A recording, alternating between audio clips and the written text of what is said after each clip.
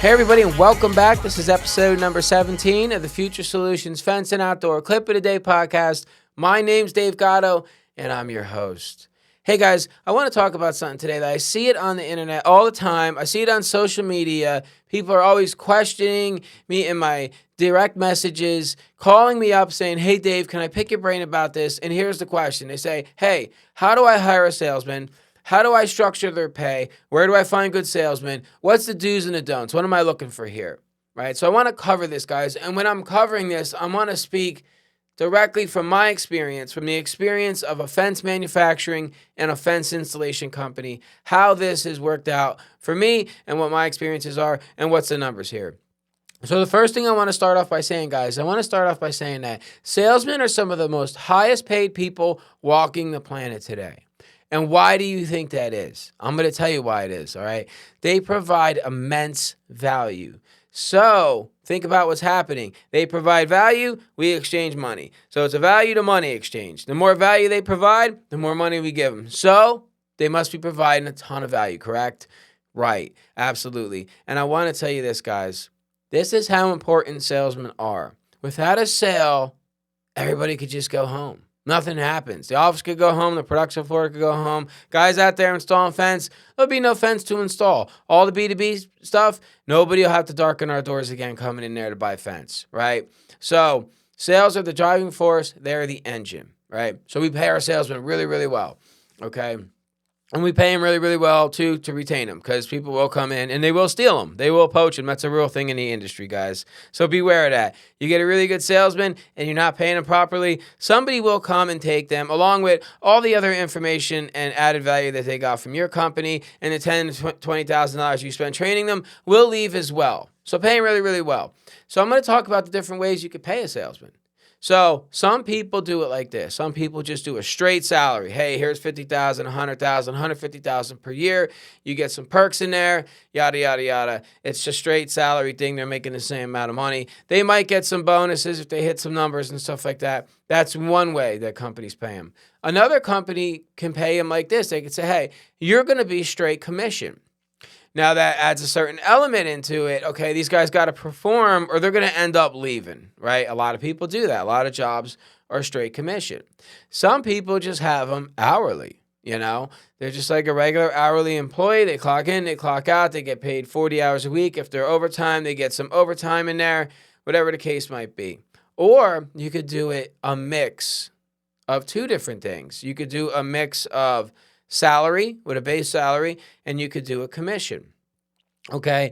And that's how we do it. We do a base salary, we do a commission, right? I'm not going to say what those numbers are, but I will say this. If you're going to do that combination, guys, you want your salesman to stay motivated. So you want your base salary to be, not extraordinarily low, but low enough to where if things slow down, they could scrape by, but they're just scraping by, okay? They're not at the level of living that they're used to be at. So that motivates them to get the next sale, right? So then you do a commission based on either gross sales or you do a commission based on actually what the company makes off it net. So there's two different things there. And then you can attach all kinds of things to it as well. Do you get paid a commission up front? Is there a draw? Do you get paid all at once when the job's completed? Can you get commissions taken back out of your paycheck? All that stuff is super contingent on what you want to do with your company, how you want to structure it. Also, we give them some amenities, right? Because we're trying to keep them. We're not trying to let them go over to one of our competitors and be a salesman for them, right? We put a ton of money into them. We trained them on the software. We trained them on the CRM. We got them business cards made up. We gave them a company phone. We gave them a company tablet, So we give them a car too. We give them a gas card. Here, take it home. They're GPS tracked. They're linked to our gas card. The car's got to be there when the gas card's there, the whole 9 yards, right? So we do it like that. One thing you got to watch out for is that their salary is not too high. Now, I'm not saying that all salesmen will do this, but a lot of salesmen will just, give them a minimum. They'll give a minimum effort and say, okay, well, I'm making enough money here to support my family. I'm happy with the level of living that I'm at right now. So I'm just going to cruise. Well, I get the sale, not a big deal. Okay, so anyways, guys, we pay a nice base. We pay a really high commission. Our salesmen are making $200,000 plus a year. Okay, so they're really, really good salesmen. We love paying them that stuff because they're giving us value. We're giving them money back, right? They're really, really good. So the exchange is happening there. So also, guys, I want to talk about this. Now, this is the other part of the podcast that I'm going to get into right now is that, and I was just in a major debate about this several times with other business owners in my industry. So here's the debate. Dave, where do we get the salesmen from? Do we pull experienced guys that are out there that were installers in the field and make them into salesmen? Or do we just hire salesmen, right? Which one is it?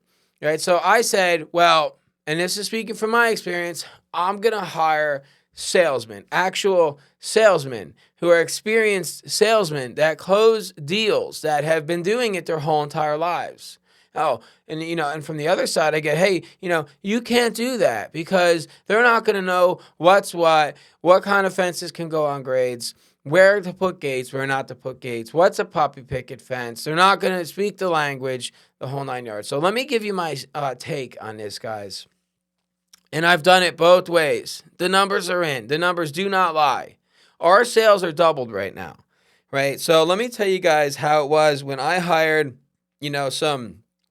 promoted some installers. And I'm not saying that installers cannot be good salesmen as well. I'm not saying that. I know that there are some installers that have that in them.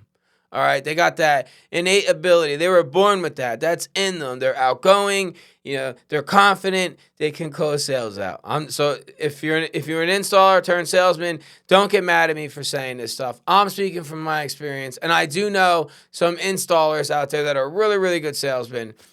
Just not over here, just not at our company. That didn't happen for us at our company. So when we had installers out there, we said, hey, you're now a salesman. And we put them out there, we trained them up, and this isn't one case scenario, two case scenarios, it's been multiple case scenarios where we did this comparison, right?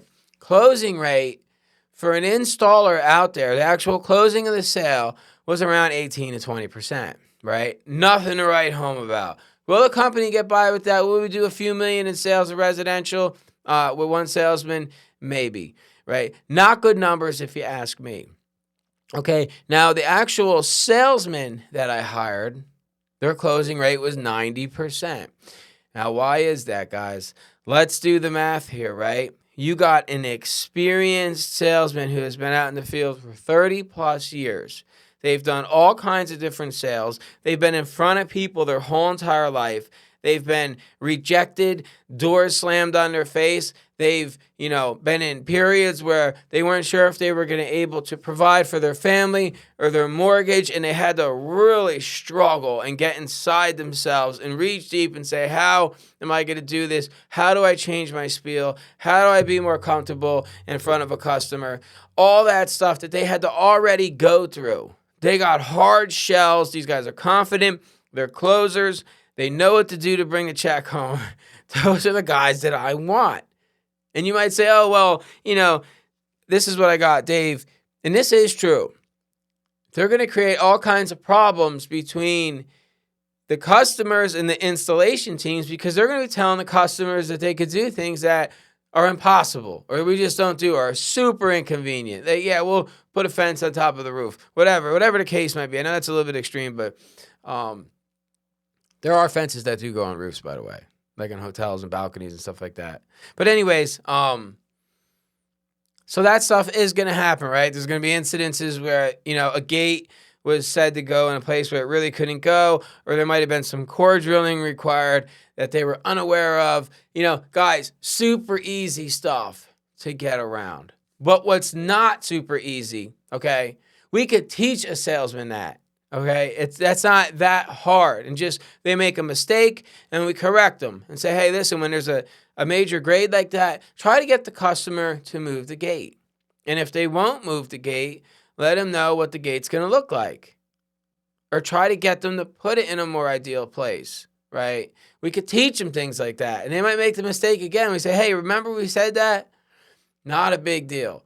But let me tell you what would be really hard. It would be really hard to train an installer 30 years worth of closing experience, okay? Because it's a whole nother universe, guys. Sales and closing people. It's a whole nother animal that we're dealing with.